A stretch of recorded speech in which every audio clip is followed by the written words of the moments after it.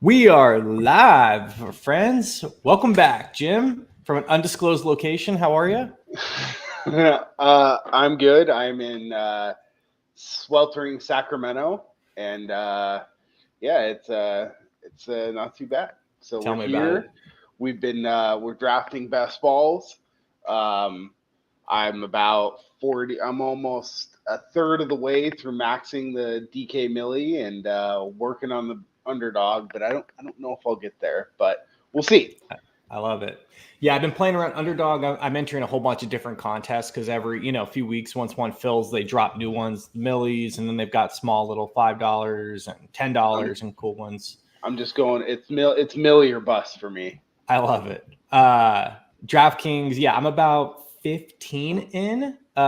So I got some work to do. Hopefully, can build that bankroll up a little bit, enter some more contests. But yeah, about 15 in. Feel like I have a pretty good pulse on where guys are getting drafted, my Yep. strategy. Why don't you take us through just from a high level, just for anybody that's Yeah. not aware? Jim finished in what, second place a few years ago in the big dog contest on DraftKings, and that was a nice six-figure payday. So in terms of, Fuck, fuck sorry, Le'Veon Bell. yeah, we don't talk about him. No, Najee Harris. Oh yeah, Najee It Harris. was Najee. It was recent. Just kind of high level, like your overall strategy. What do you like doing? Are you always stacking teams? Are you always stacking players? Like what are you kind of looking at from a Yeah. high level? So like, I think that the one thing, especially if you're trying to like, maybe if you even if you're not maxing, but if you're playing, 20, 30, 40 lineups in the millie, or in like a larger contest that is 150 max, I think you got to play around with some different strategies and not just like because you can easily get like folded into the hey, we're just gonna do the kind of droning on thing, right? A lot of people when they do their like mock drafts and shit like that, they'll just kind of get lulled into the same thing over and over and over again. So you definitely have to be cognizant of that and make sure to change your strategy a little bit. We'll focus more on DraftKings on this show, but we'll do a separate underdog show just because one has 20 places, one has 18, so the strategy varies a little bit. But for DraftKings, this year, if you listen to a lot of best ball content that's out there, everyone the craze this year, so to speak, is going zero RB. And that doesn't mean not drafting a running back, but that means drafting maybe five receivers to open the draft, four receivers and a high end tight end, maybe six receivers, and then you start picking up your other guys. I think that because people think there's a lot of perceived value. I'm personally just not super comfortable with that. Yeah, there's some running backs that I like that are going at an ADP that are pretty attractive that I think are going to have a good workload. But I mean, it's just I've messed around with it a little bit, and you can build some decent teams, Yeah. right? I really like going with like one anchor, like bell cow running back, and then filling in from that, right? Like, so if we're talking about guys that this is kind of sleepers, I guess you like must draft. The first one for me that's really not in the first round that 100% I think should be because we all know about the guys in the first round. Yeah, yeah. Um, and a guy that I've been taking a lot is Jonathan Taylor. Yeah. He's going at like pick like 16. I got him in a draft tonight at pick 19. This is a guy who has Evan Hull, um, Naeem Hines, I think is still there, maybe. Yeah. Um, but like, there's nobody behind this guy, right? The knock on him, I guess, is that he's got Anthony Richardson, and Anthony Richardson runs, and he's going to take away touchdowns. Like, okay, but like now everyone wants to draft Derrick Henry right outside of the first round, but he's playing with Lamar, Right. and everyone's saying, "Oh, you should smash the over on his touchdowns at 10.5. It's guaranteed." I'm like, okay, well, if I can get Jonathan Taylor, you know, at the end of the second round or Yeah. close to the end of the second round, that's somebody I'm more interested in. He's younger, he's had some injury issues, stuff like that, right? But like that's my first guy that I think that there's no way like Puka Nacua is going at like pick 8 or 9. Puka had a fantastic year last year. Is he going to repeat that this year?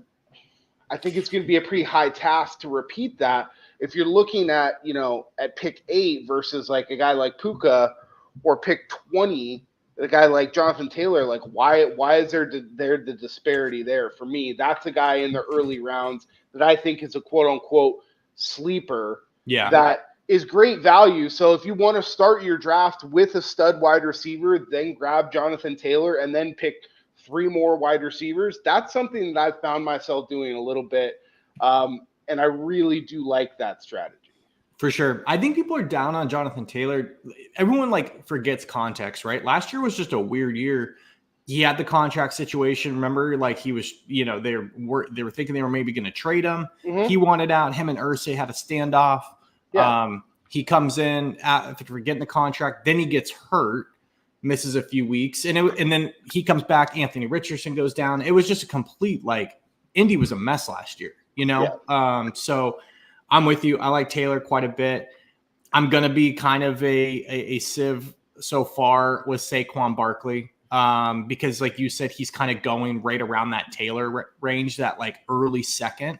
Yeah. So if you can get her early on, bring it back with Saquon. Like if you get that pick 9, 10, 11, 12, I think that's a really good, at least teams that I've built. I really like that so far. But I'm with you, man. I think running back, it's really deep. From what I can tell, rounds like 3 through 6. Like there's a lot of really good starting running backs there. So you can get 2 anchor receivers and still come back and get 2 really damn good running backs. So for sure. I know this show though is talking primarily about, and I know I led you down that rabbit hole, but guys that are going later than you think are anticipated that you're seeing. I think one of the shows I was listening to and they made a really good point was, we're going to hit training camp coming up here in a few weeks. Guys are going to get steamed up, right? Last year, I think one of the best calls I had all year was all over Tank Dell all summer long. He was getting him way late, pick 15, 16 in drafts. He hits training camp and starts blowing up. He was going like 10 through 12, round after that. So once these guys get into camp, they're going to get steamed up. Who are some guys? We'll kind of do a little bit of a back and forth snake draft starting. I don't know. My first one I have is like pick 74, but do you have anyone kind of before that in that range that you're like, why is nobody on this guy? Like this guy is primed to have a good year or could be a really sneaky like situation. So your first one doesn't come till pick 74. I'll say that I have no idea right now in DraftKings why Malik Neighbors is at ADP 30. It makes no sense to me. The Giants drafted him to be the alpha receiver. Now I'm not saying that Malik Neighbors is going to produce like Justin Jefferson, but let's use the Justin Jefferson example as an example. Went to a team with traditionally not a great quarterback, and then Kirk starts playing better. He plays decent. Last year blows his Achilles. Okay. Jefferson was hurt for a few games. He comes back and starts kicking ass with Nick Mullins, Josh Dobbs. Okay. I know that no one's a huge Daniel Jones fan, right?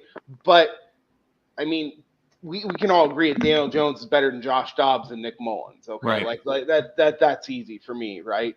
But so, I mean, I know that he's a rookie, and look, it's hard to bank on like what a rookie is going to be. And I know there's been some videos lately of him making it rain in the strip club. People don't love that. I mean, who cares? He's a single guy. It's not against the rules, right? I just think that's far too low. Again, I'll take Puka as the example, right? Yeah. Cooper Kupp is still on that team. There's other receivers still on that team, on the Giants. Who is Malik Neighbors going to be competing with targets for? Wan'Dale Robinson, Jalen Hyatt, Darius Slayton? Like, Do you see who we're talking? There's a reason why they went and drafted this guy, and for him to be going at that ADP for me is a guy I'm flat out taking a bunch. It's easy to stack him with Daniel Jones because Daniel Jones he's risen probably about 25 or 30 places from when I started drafting best balls. Yeah. I mean, you could, a month ago, you could get Daniel Jones at pick probably 200 to like 215. Now he's going in like the like 175, like 180 range, but you could still get him super late. It's an easy stack. They have some cheap tight ends that you can stack. So I think Neighbors is a guy that in that like top 30 that like he should be like, if we just go down the line, I'm taking Neighbors over Jalen Waddle. I'm taking Neighbors over Nico Collins. Nothing against Nico Collins, but look at who's there, who he's competing with for target share now. Right. I'm taking Malik Neighbors over a lot of these guys, right?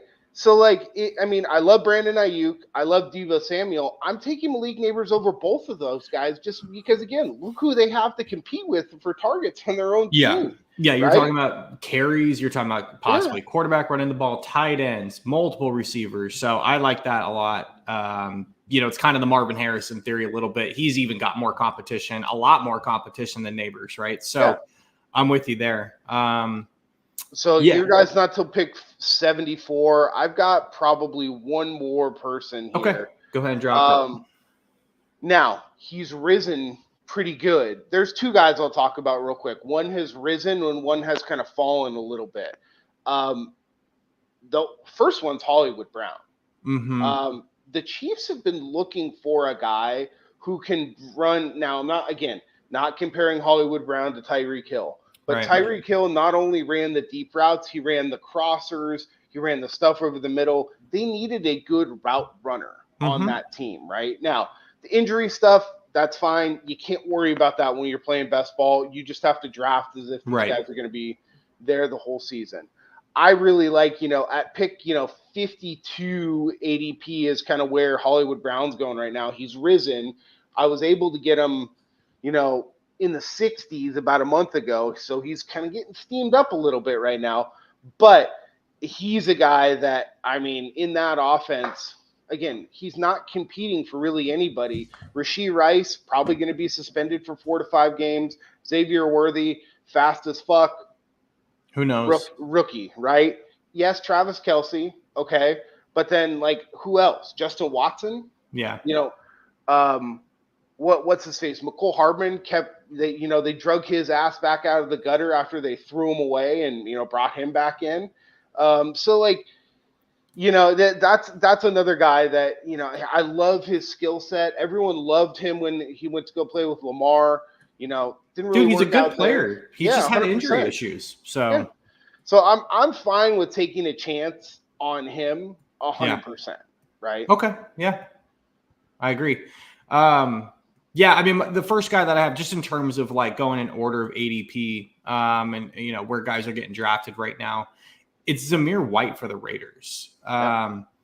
Dude, everything is just coming out. Like, this guy finally got kind of the bell cow work at the end of last year, with Jacobs kind of winding down his tenure in Vegas. 2 of the last 3 games, Zamir White went over 100 yards. He saw that he can handle the workload. People forget, just because they had 900 running backs down there, he went to Georgia and played a lot. He was a good player. He's a good prospect.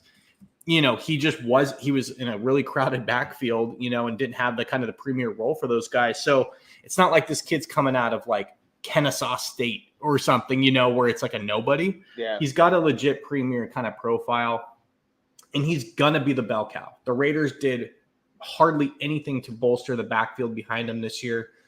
They've been talking all camp. He's going to be, the bell cow guy. You forget to, with Antonio Pierce as the coach, he's a defensive coach. They're going to run the football and play defense. That's what they want to do. Their quarterback situation's not great there, so they're not going to be dropping back 50 times a game. Yep. I think Zamir White at 74, 75, if you can get him in that range, dude, he's going to be a guy who's going to get you 20 to 25 plus touches easily per game.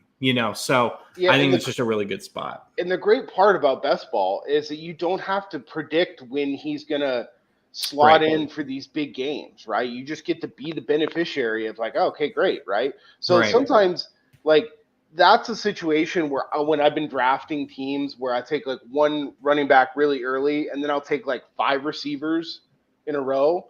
And then like often Zamir White is my second running back Right. that I take. You feel pretty good about that.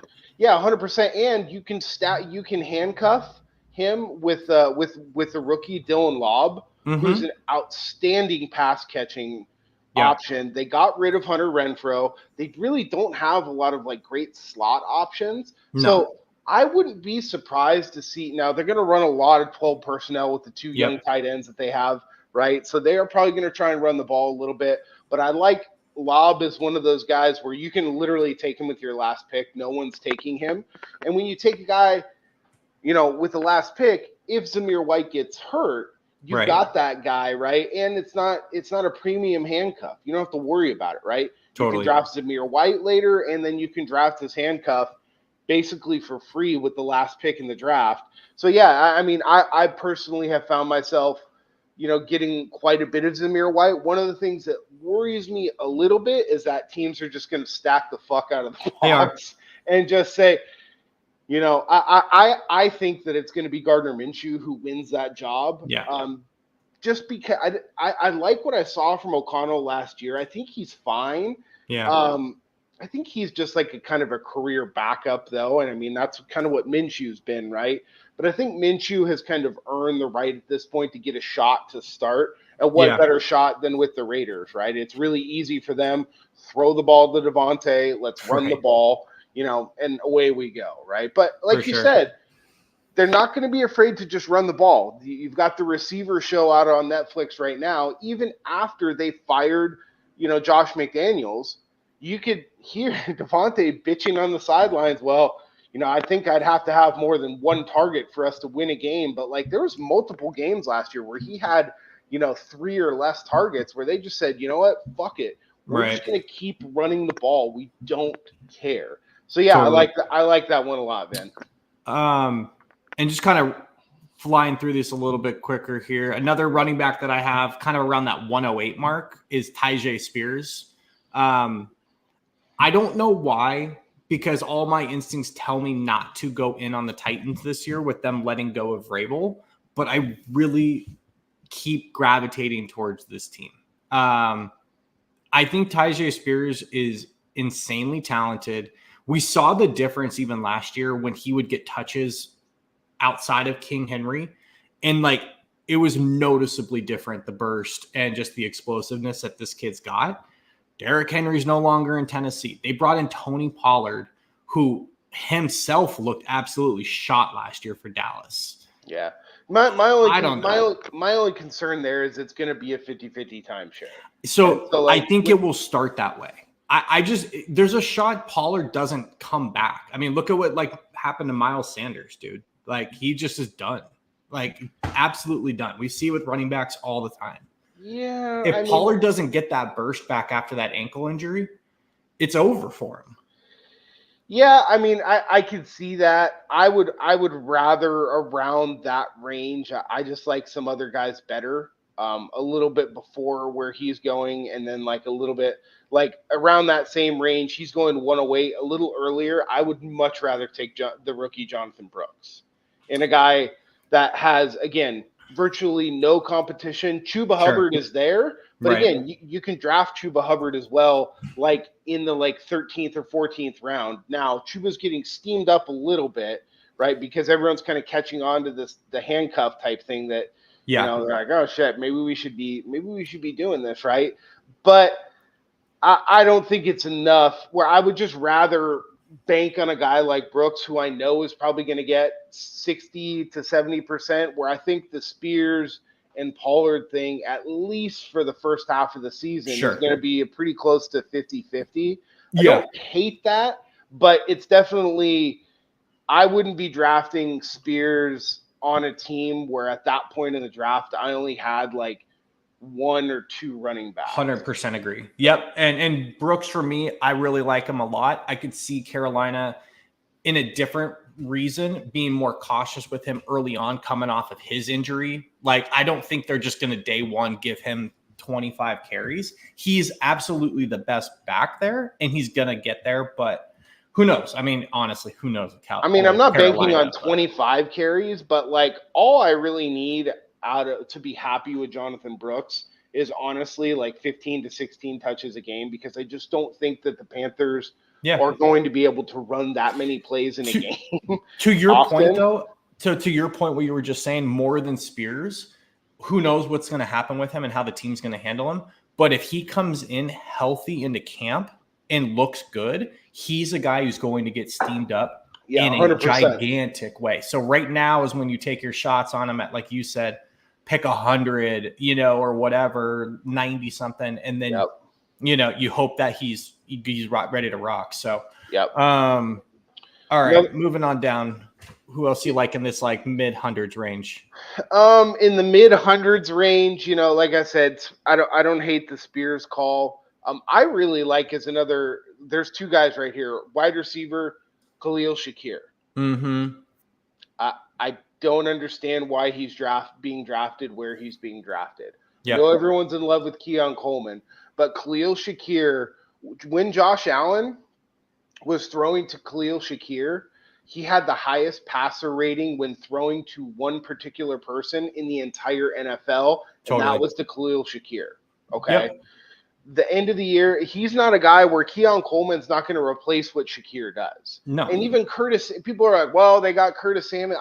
Who cares? Curtis Samuel's old as fuck. Like, I'm not really worried about Curtis Samuel taking away what Khalil Shakir does. Like, Samuel is a depth piece for them. And Shakir did get a little bit banged up, which is why they went out and got him. Similar to why the Niners went out and got Ricky Pearsall. Because, again, if you're watching, everyone's getting a nice little review of what happened during the season last year with this Netflix show. Debo was out for 3 games. It drastically affected the Niners offense, right? So I think that's one of the reasons why they went and got Samuel, right? They needed some wide receiver depth. You have to have depth. But I just don't see Shakir is what he can do with running after the catch. It's not quite a Debo-like, but like, he's a great receiver for Josh. He gets open. He knows how to run against man. He knows how to get open versus zone. He's a guy that, like, in that range, I'm 100% fine taking. And then for a running back in that range that I really like is Brian Robinson Jr. Like, I know that they signed Austin Eckler, but Austin Eckler is like gonna probably play some like slot receiver for them. Yeah, like they're both going to be on the field at the same time. He definitely won't be the bell cow. No, not at all. And that's why he left. Yeah. I mean, if you listen to an interview he did, he goes, Harbaugh and Roman, their philosophy was wanting to run the ball, wanted me to have, 20 to 30 touches a game. And like, that's not me. Like, I just can't do that. Right. Yeah. Like, he didn't want to do that. So you're like, okay. And so what do you want to do, right? So he's a little bit older, but Brian Robinson is a young guy. Everyone was just swooning over him, right? Now he's got a legitimate, new coaching staff, which I think is going to be good for him. He's got a play caller who loves to kind of use one back. Cliff doesn't really like to kind of flip-flop. He likes to kind of just use one guy. Brian Robinson is by far and away a much better pass protector than Austin Eckler is. I mean, he's going to get 65 to 70% of the opportunities in that offense, and he's going to get all the goal line work. Totally. Okay.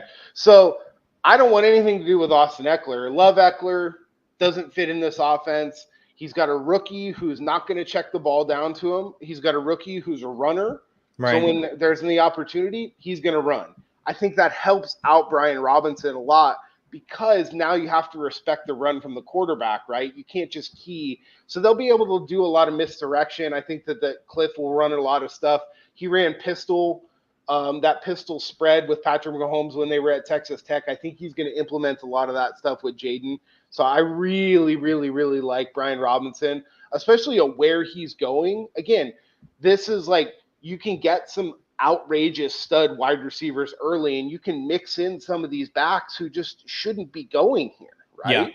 So it's a spot that that I like a lot for him. And again, you're not paying a huge premium to draft him here, so like, Right. great, pick 112.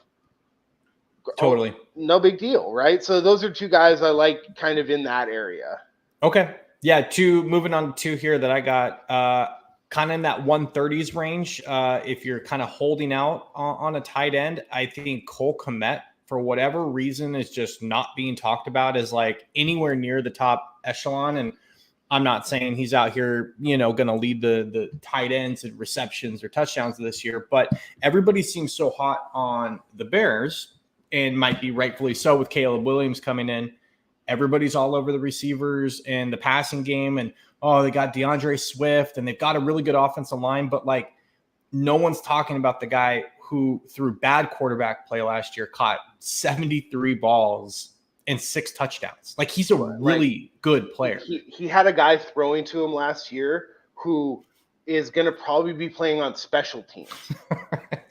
Okay. He had the new wave Taysom Hill throwing him the ball, pretty much, which I still can't believe that people were actually putting hard-earned American dollars, even though they're not worth as much maybe as they once were, on Justin Fields to win MVP before the year last year. I mean, those people should literally never be allowed to bet on anything ever again. I could not believe my ears. There's a reason why those casinos in Vegas are so big, Jim. So I think Cole, he's just going to be a really easy target for Caleb Williams this year, and he's going to carve up the middle of the field, especially now with Keenan Allen. You've got DJ Moore, you've got Rome Odunze. I know they've got a lot of weapons, but again, like, the tight end is the safety net always for a rookie quarterback. So 100%. Give me Cole Kmet in the 130s, and then the next guy, I know, dude, this is like where fantasy people split the lines, but Quentin Johnston. I'm going back to the well on this guy. Insanely talented player. And I kind of forgot about this until recently, but this guy absolutely carved up Harbaugh in the playoff 2 years ago. Not last year, but when TCU made a run before they got absolutely run through a cornfield against Georgia. But Quentin Johnston was on that TCU team. Harbaugh's seen this guy up close. I think the biggest problem with Quentin Johnston last year, one, he came into a loaded offense already. I know injuries kind of took guys down, but the dude just had, you could see it. He had no confidence running routes when the ball was actually thrown to him. He's coming in as the alpha because Jim Harbaugh just got rid of the other guys, Mike Williams and Keenan Allen. Dude, he's the guy. We were talking about Malik Neighbors. I'm obviously not going to say he's Malik Neighbors, but it's a guy who's going to have opportunities to get 80, 90 targets easily in this offense. I mean, they've really got nobody else. And if you go back and, if people want to, they certainly can, go back to and watch some of the Harbaugh teams with Kaepernick and Look, I love Michael Crabtree to death. He is a very similar player to what Quentin Johnston is. And if you look at how he excelled in that type of offense, where honestly, they weren't asking him to do a terrible amount, but they ran the ball so much that it just set up play action, and he got a lot of wide open looks. Yeah. And that's fine. That's what we're looking for out of a Quentin Johnston, right? So, and the only thing I'll say, unlike Malik Neighbors, is he's got a bona fide superstar throwing him the ball, right? Yeah. So you pair that up, I don't know if the talent's quite Malik Neighbors, but if you look at opportunity and who's throwing the ball, I'm taking some shots this low on Quentin Johnston, no doubt. Yeah, again, the price versus the upside.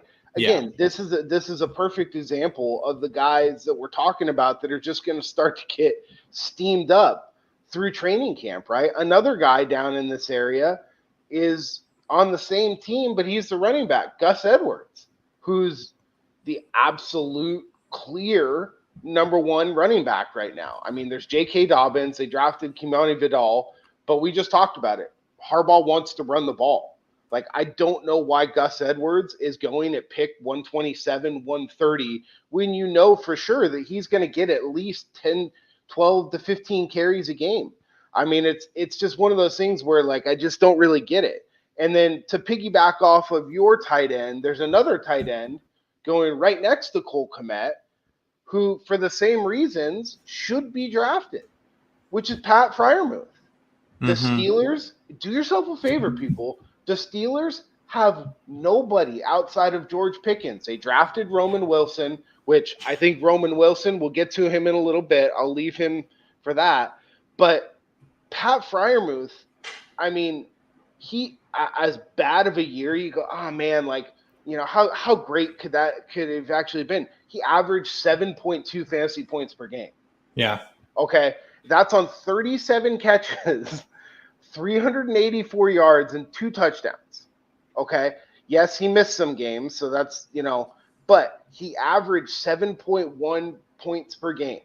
Okay.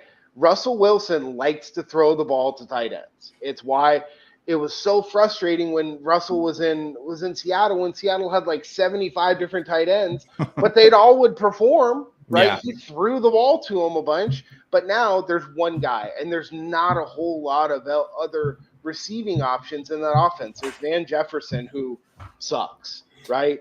There's sure. Calvin Austin III, which is like, he's kind of a gadget player. I like Roman Wilson. He's a rookie. And then you've got Pickens, okay? Yeah. So you've got really nobody else to run those like short intermediate routes.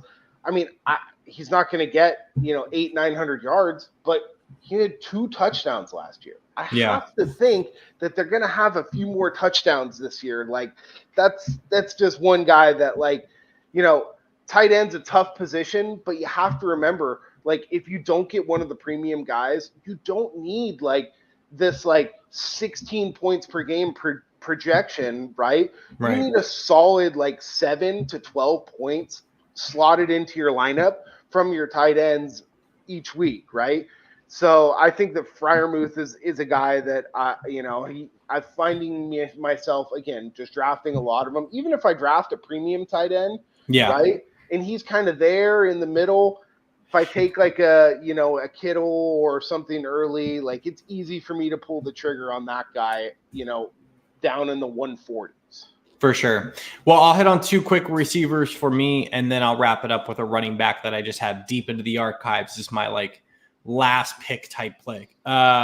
Ricky Pearsall. I know he's coming into an absolutely loaded roster, loaded offense.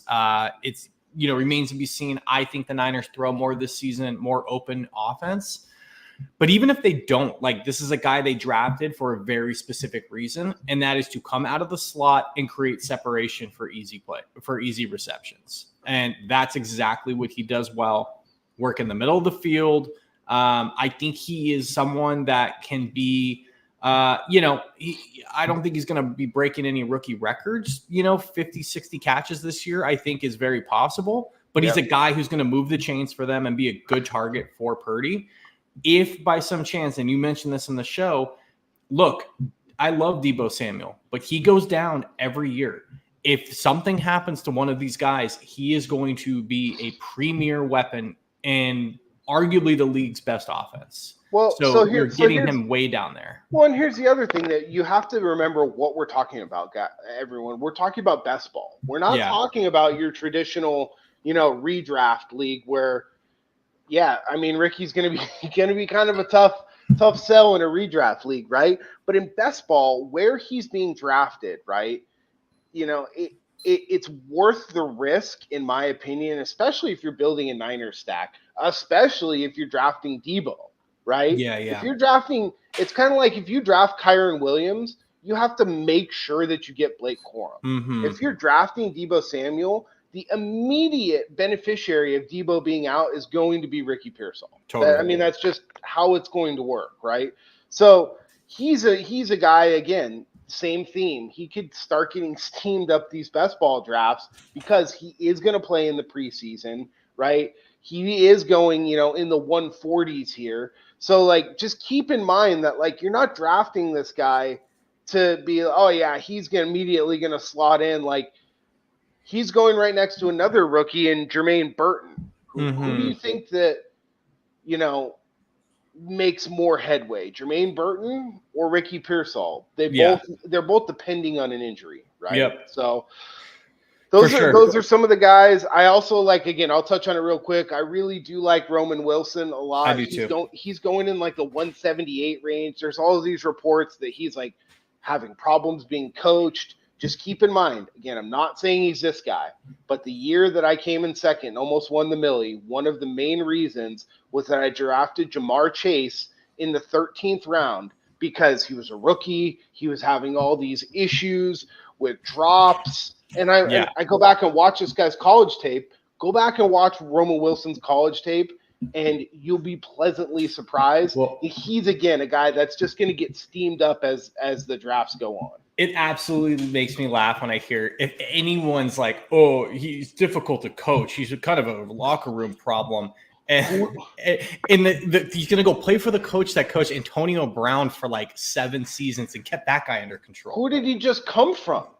He was playing for fucking Jim Harbaugh. Yeah, exactly. The most impossible guy to play with. He ran Kaepernick out of the league. Yeah, right? Seriously. So, what are we talking about here? No, I like Roman Wilson a lot. Another receiver I like down here is Malachi Corley. Malachi. Sorry. Malachi. Kid was absolutely dynamic for all of you fellow college football DFS players. Dude, the kid is just very similar to Pearsall. He is just an absolute like lightning quick, kind of a Tank Dell type guy. He's going to be used in the slot.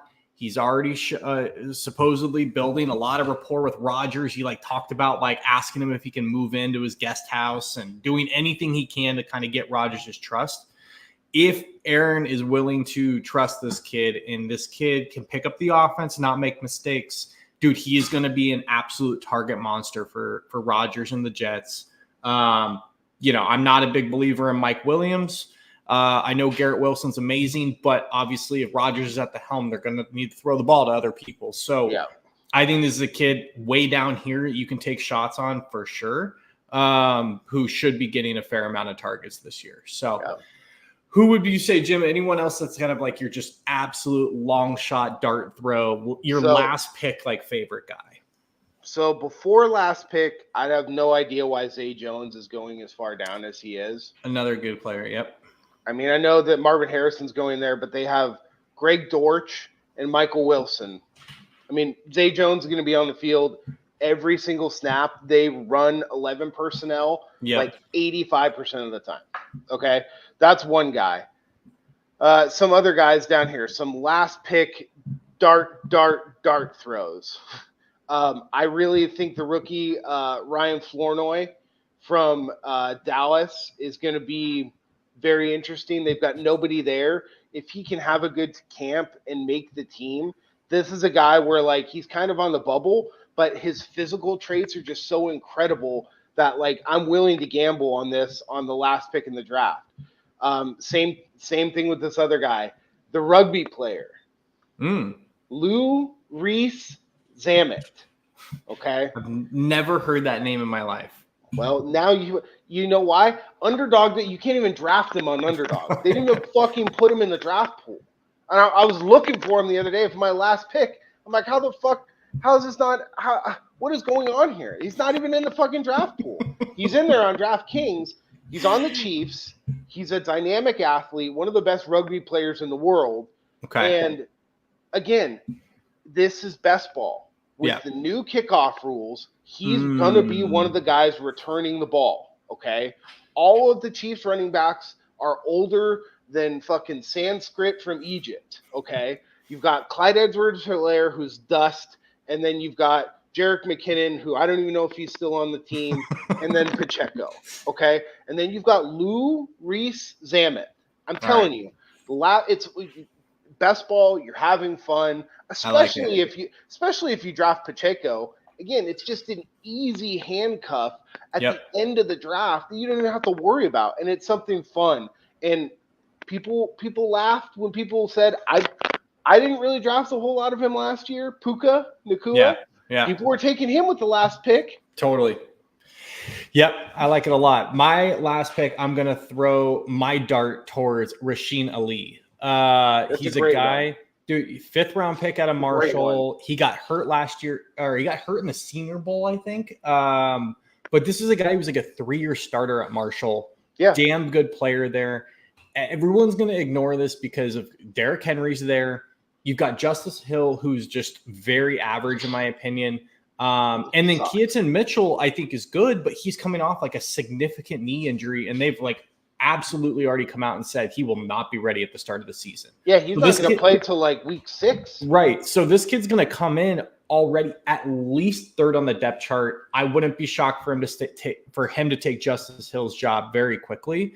And again, Derrick Henry, he's just not a 35 touch a game type player anymore, right? So I don't think Baltimore is going to use him quite in the same way that Tennessee was willing, just to say, okay, 38 carries today, we're just going to win and lose on your back.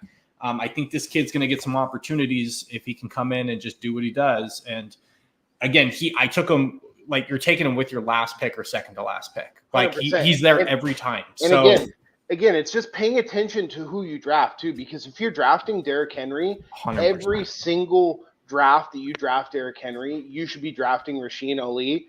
And honestly, I have been doing it with my second to last pick just to make sure that I get this kid. Yeah. Right? Because I think, I've been reading more and more reports. I think he's going to be ready for camp. So, Ali, he's going to play. Oh, yeah. Yeah, he'll be ready. And it wasn't like a significant injury. It just kind of held him out of a lot of the drills in the game itself at the Senior Bowl. So he just didn't get as much like pub. He didn't have any stats in the game or anything like that. But the kid's legit, man. I like him a lot. So yeah, I like that call. Cool. I think that pretty much wraps it up. Hopefully we can do another one of these in a few weeks when camp starts up, and we'll have some more shows leading up to kind of season previews, things like that, things we're hearing. And as camp news starts dropping, obviously drafts are going to change a lot. Guys are going to get steamed up. Guys are going to go down. Injuries obviously are going to happen, and we'll be here for it. So that's all I got. Peace. Later.